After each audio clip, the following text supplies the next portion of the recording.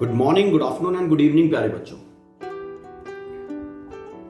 In this lecture we will be taking some of the situations related to vectors. Let's go through. The situation is, what is magnitude and direction of a vector that is I cap plus j cap? Okay, try understanding this. Okay, this will be helping you to understand vector fundamentals in a better way.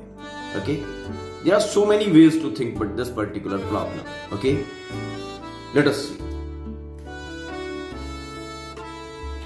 A vector by default, okay, is represented ij. I mean, this is a vector in plane because only I component, I and j component they are existing. I mean, x and y axis are involved. तो ये plane में है, एक vector space में नहीं है. Okay, तो vector in plane by default is written as x I cap y j cap. यही है. Now compare this default vector and this vector.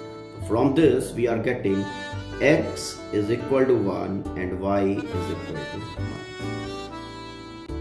Fine. ठीक है. Straightforward, you can go ahead with magnitude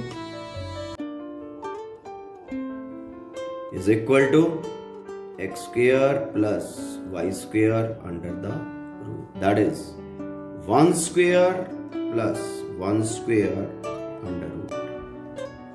It's clear? Okay. Now this is 1 1, that is root 2. What about direction? Direction will be in the form of tan beta. Tan beta is equal to perpendicular over base. Base पे कौन सा axis है? x axis है. Okay, perpendicular is y axis, तो y over x 1 by 1. So this tan beta is equal to 1. This implies beta is equal to 45 degree. ठीक है, ये एक सीधा साधा रास्ता है कि आपने फॉर्मूला बेस्ड काम कर दिया.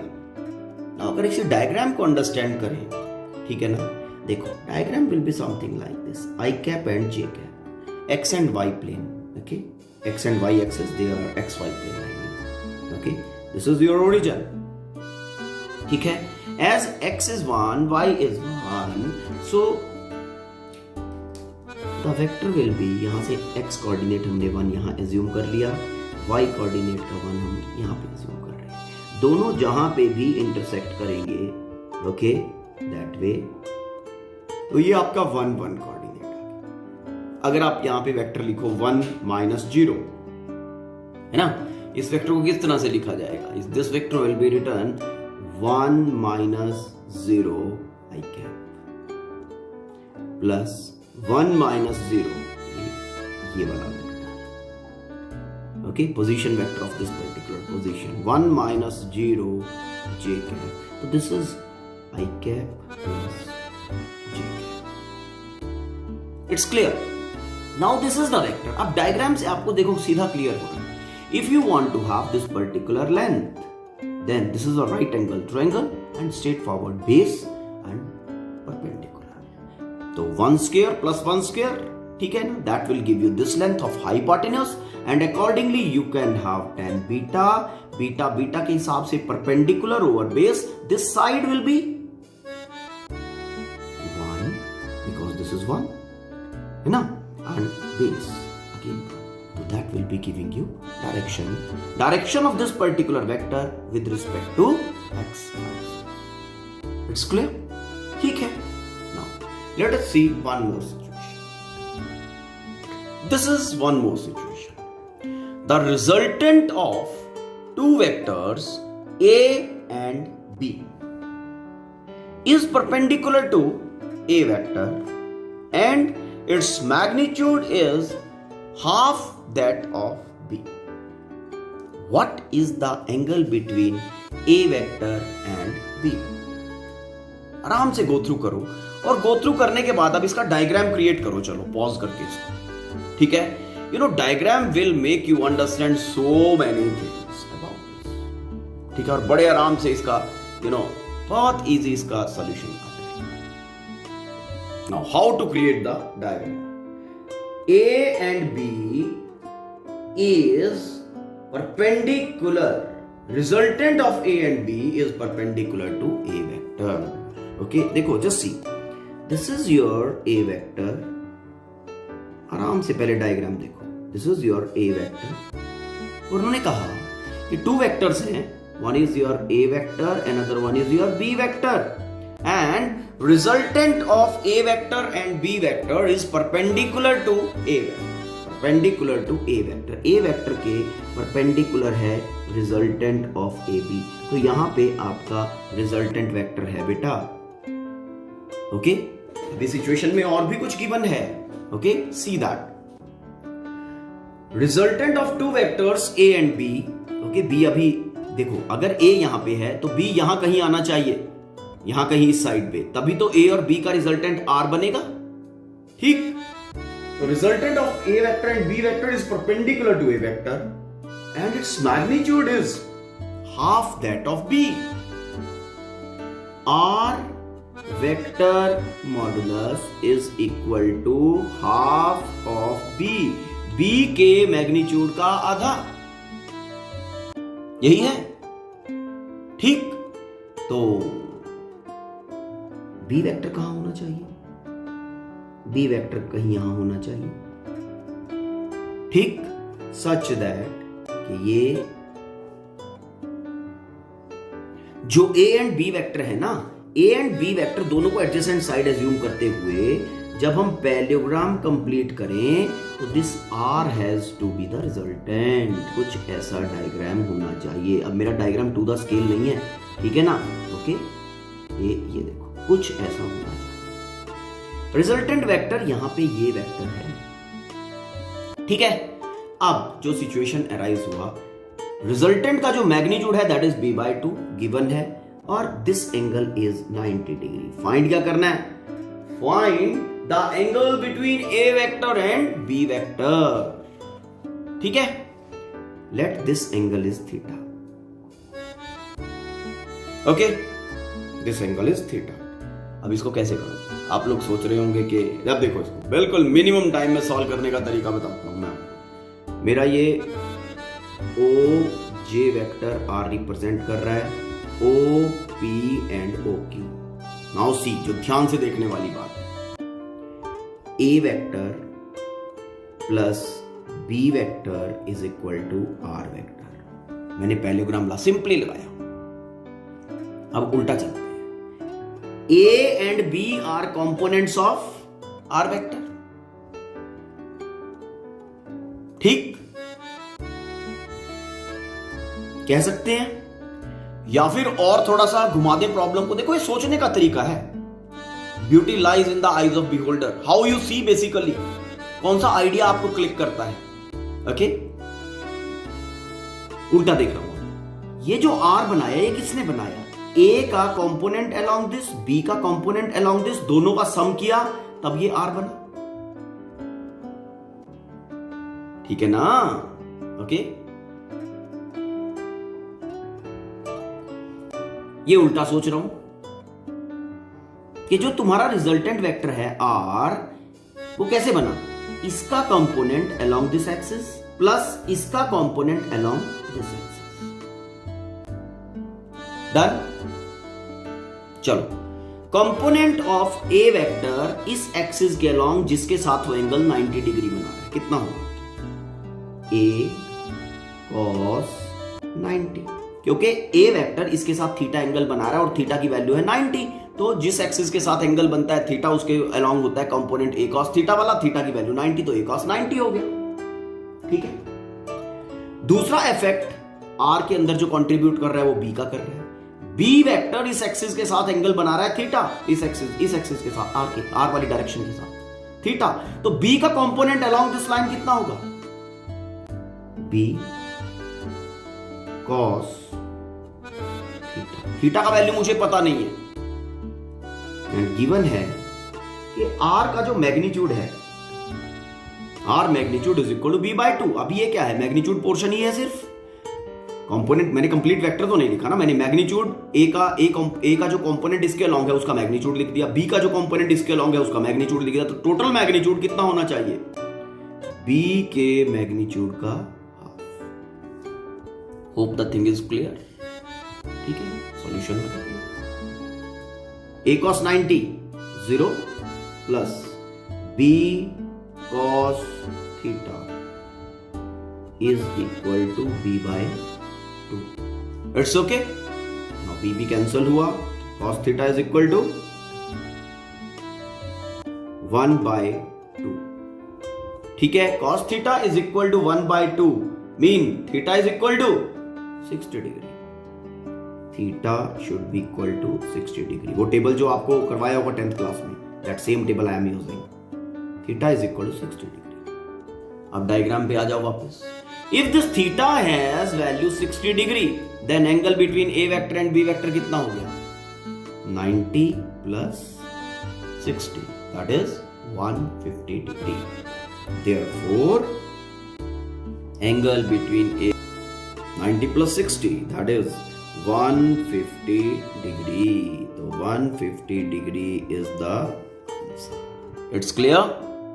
Situation क्या था? Again analyze the situation. A and B are two vectors. The resultant of A and B is perpendicular to A and has a magnitude equal to half of B vector. B vector का आधा। ठीक? What we have done? इसको pause करके आराम से बैठ जाओ, ठीक, और इसको दोबारा से सॉल्यूशन को चेक। You will be let's go through one more situation. The situation is two different vectors having equal magnitude. दोनों वेक्टर्स जो गिवन है ना डिफरेंट हैं, लेकिन दोनों का मैग्नीट्यूड बराबर है। प्रोड्यूस और रिजल्टेंट वेक्टर, जो रिजल्टेंट वेक्टर बना रहे हैं वो दोनों having magnitude equal to individual vectors. वो रिजल्टेंट वेक्टर जो है ना उसका भी मैग्नीट्यूड सेम है जो गिवन वेक्टर्स हैं उनके। Find the angle between given vectors. जो दो वेक्टर्स गिवन है ना उन दोनों के बीच का एंगल फाइंड करना है। Okay, let's see the diagram first.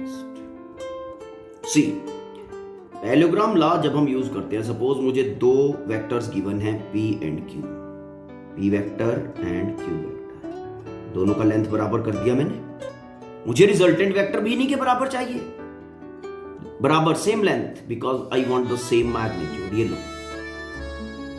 ये लो मैंने पैरेललोग्राम लॉ लगाया और ये रिजल्टेंट वेक्टर बना दिया बेटा। अब सिंपल जो सोचने की बात है, क्या इस रिजल्टेंट वेक्टर का जो मैग्नीट्यूड है that is equal to P vector and Q vector? Answer is no, नहीं है।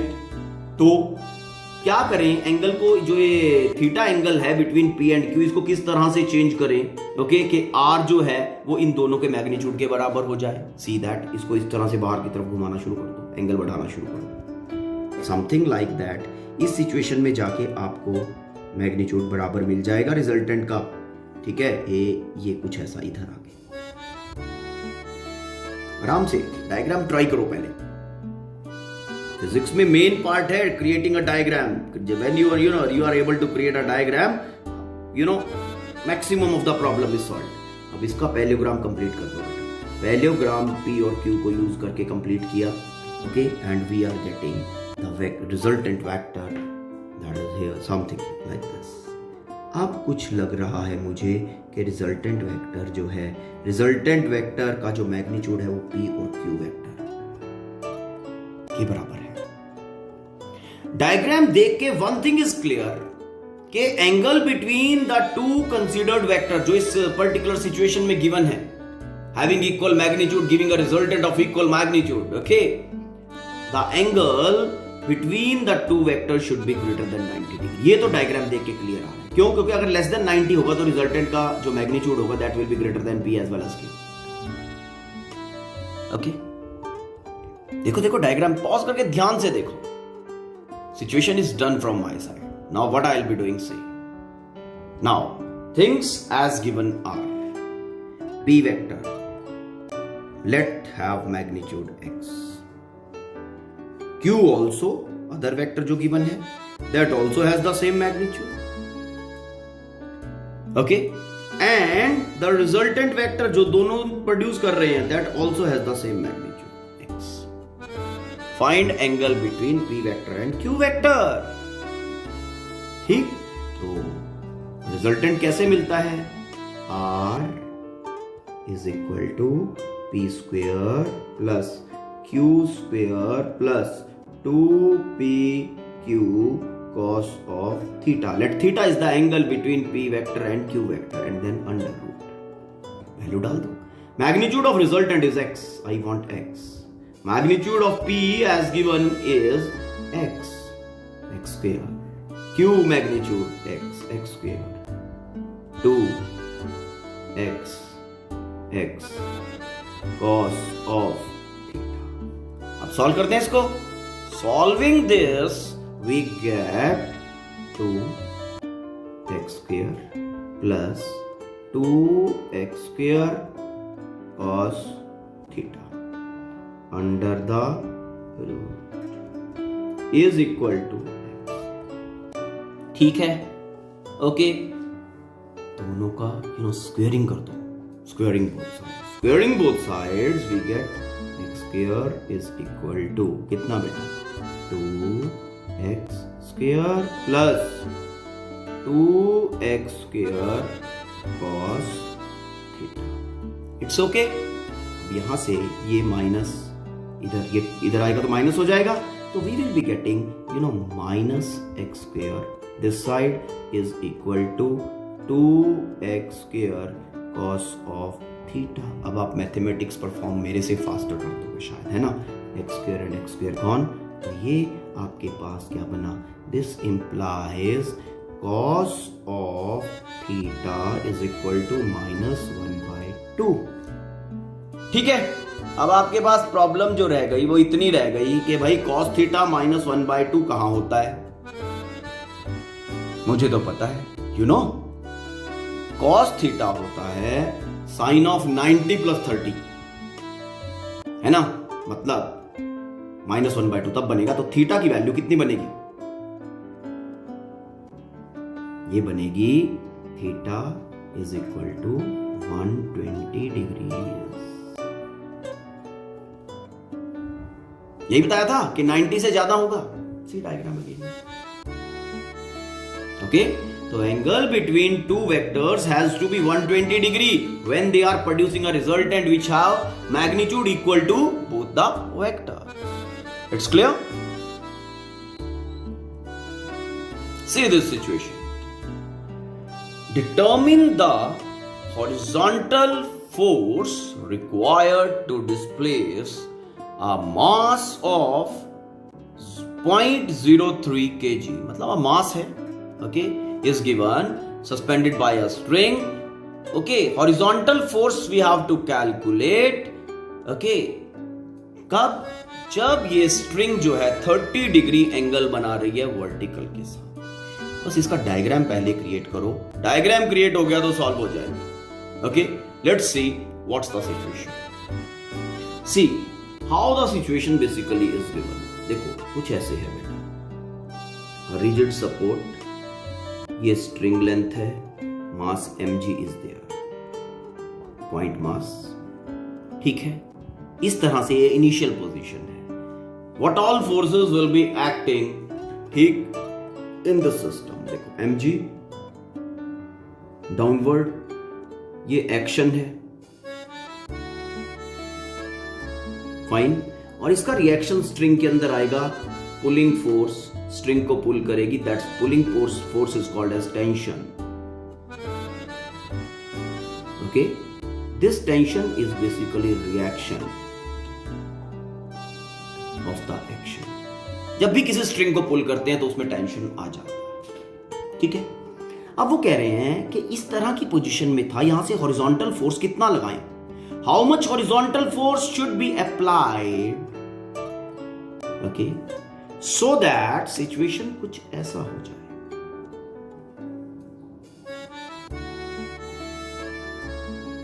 पहले यहां था पेंडुलम, बॉडी कुछ ऐसे थी. अब हॉरिजॉन्टल फोर्स लगाया तो वो हॉरिजॉन्टल फोर्स हम लगाएंगे तो ये वाला पाथ फॉलो करेगा एंड ए यहां पे पहुंच गया. इस तरह से कि this angle is 30 degree. We have to find the value of horizontal force which must be applied so that the strings make an angle 30 degree with the vertical. समझ में आया? बड़ा सिंपल. कौन कौन सी फोर्सेस को एनालाइज करो सबसे पहले. Which all forces are acting on the system. अब मेरा पेंडुलम यहां ना होके, ये मास यहां ना होके यहां पहुंच गया है. फोर्स लगाई हुई है तभी तो ये यहां पे है, और यहां पे स्टेशनरी है. मीन जितने भी फोर्सेस इसके ऊपर लग रहे हैं उन सभी फोर्सेस के इन्फ्लुएंस में ये इक्विलिब्रियम में है. उन सभी फोर्सेस का सम 0 है. वेक्टर सम उन सभी फोर्सेस का 0 है. कौन कौन सी फोर्सेस हैं? दिस इज एफ जो कि हॉरिजॉन्टली एक्ट कर रही है. अब भाई mg तो हमेशा वर्टिकली डाउन ही होगा. ठीक, ये दोनों स्ट्रिंग को पुल कर रहे हैं. स्ट्रिंग के अंदर टेंशन आ जाएगी, पुल होगी स्ट्रिंग. ठीक है, रिएक्शन आ गया. This is tension in the spring. Okay, यहां पे इन तीनों फोर्सेस के इन्फ्लुएंस में आपका ये जो पॉइंट मास है this is stationary. It means ये तीनों फोर्सेस का vector sum is equal to 0. Let this location is J. Okay? मुझे कैसे पता चला कि टोटल फोर्स ऑन मास 0 है? क्योंकि भैया यहाँ पे 30 डिग्री के ऊपर स्टेशनरी कर दिया ना, यहाँ मूविंग नहीं है. इसका answer net force acting on this should be equal to 0. बस अब इस पॉइंट मास को पकड़ दो. इसके ऊपर 3 फोर्सेस लग रही हैं, एक mg, एक f और t, और तीनों का वेक्टर सम 0 कर दो. ठीक, सी हो. सी, अब 0 फोर्स कैसे होगा? ये आपका स्ट्रिंग है, ये आपका मास. ठीक है, मास के ऊपर वर्टिकली डाउनवर्ड फोर्स लग रहा है mg. मान लिया जी लग रहा है वेट. F लग रहा है हॉरिजॉन्टल फोर्स, वो भी लग रहा है, मान लिया हमने. ठीक है, अब जो हमारा स्ट्रिंग है वर्टिकल के साथ एंगल बना रहा है कितना? 30 डिग्री. ये वाला एंगल इज 30 डिग्री. ध्यान देने वाली बात है कि ये जो एंगल होगा ये वाला, ये वाला, ये 30 तो ये भी 30 डिग्री होगा, क्योंकि ये वर्टिकली डाउनवर्ड है. ये लाइन मैंने पैरेलल बना दी तो 30 डिग्री होगा. स्ट्रिंग के अंदर कौन सा फोर्स है? ध्यान देने वाली बात है, स्ट्रिंग के अंदर है टेंशन. ठीक है, अब टेंशन को मैं सिंगल स्टडी ना करके 2 कंपोनेंट्स में स्प्लिट कर दूंगा, फिर उन दोनों को स्टडी करूंगा. टी का ये वाला कंपोनेंट इस एक्सिस के लॉन्ग, टी इस एक्सिस के साथ एंगल 30 बना रहा है. तो जिस एक्सिस के साथ एंगल बनता है कंपोनेंट होता है कॉस, तो कॉस 30 एंगल. ठीक है, 30 डिग्री का एंगल बनाया तो T cos 30. Other component of this will be, दूसरा कंपोनेंट जो है वो इस तरह से दोनों कंपोनेंट बनते हैं कि वेक्टर बीच में आए. तो this other component will be T sine 30. हो गया. अब सिचुएशन जो बना वो क्या बना? सी, इस मास के ऊपर यहां पे F फोर्स लग रहा है, और F के अगेंस्ट जो लग रहा है वो लग रहा है T साइन 30. यही है. वर्टिकली डाउनवर्ड जो फोर्स लग रहा है वो लग रहा है mg, और अप साइड लग रहा है T cos थीटा. अब ये ना पूछना मुझे कि सर आपने T यूज नहीं किया. भाई मैंने T क्यों यूज करूं जब मैंने T के 2 पार्ट बना दिए? अब मैं उन दोनों पार्ट्स को लेके चल रहा हूं. ठीक, इस पॉइंट के ऊपर नेट फोर्स कितना है? 0. इसका मतलब जो हॉरिजॉन्टल डायरेक्शन में है those forces are cancelling each other. Horizontal में एक ये है, एक ये है, तो F has to be equal to T sin 30. F एंड okay T sin 30 should be equal and opposite, तभी तो अपना इफेक्ट 0 करेंगे. F is equal to T sin 30 degree. और अगर हम y में जाएं, T cos theta, theta is 30 degree, 30 degree T cos 30 is equal to mg, is equal to mg. दोनों का डिवीजन कर दो. Okay, when dividing both you will be getting a situation of this type. F over mg is equal to T and T gone, sin 30 over cos 30, sin 30 over cos 30, this will be tan 30. 10, 30. It's clear?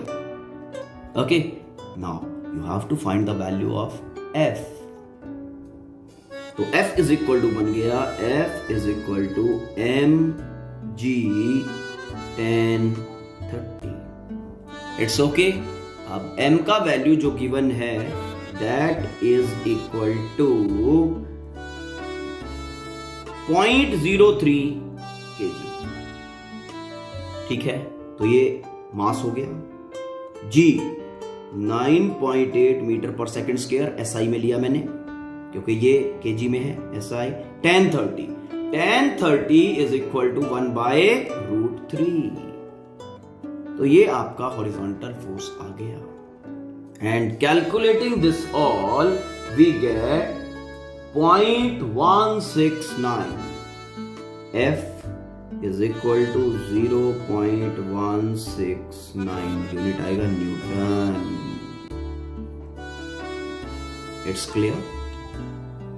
So this much horizontal force must be acting on the body, okay, so that ये जो body है, okay, vertical के साथ angle 30 degree का बनाते हुए stationery हो जाए, इक्विलिब्रियम में आ जाए. It's okay? Now try some more parallel problems, okay? ठीक है, for the better understanding. And whatever problem you are facing, accordingly pass on to me.